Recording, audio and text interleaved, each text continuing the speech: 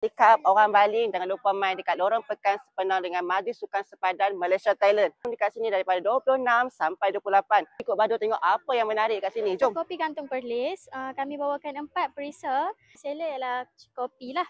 Cup kecil RM5, cup besar RM7 and plastik RM6. Boleh add on dengan caramel. Balik kami bawa kek daripada sini sampai sini. Kami juga ada laksa.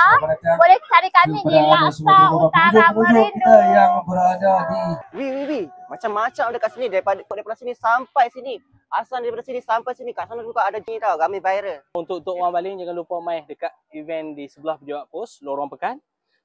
Kami ada daging, ayam cheese 10, daging RM10. Meniaga mai order baik tira, mai tengok weh order macam-macam ada weh. Satu barang RM1 pun ada, RM1 pun ada. Apa boleh mai tau. Sini kami ada le.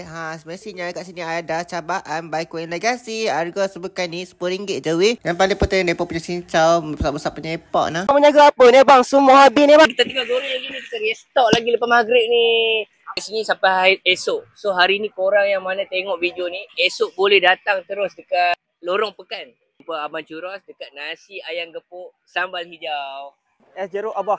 Kita ada menu klasik citrus, kecil RM5, besar RM7. Okey, yang ni original limau madu.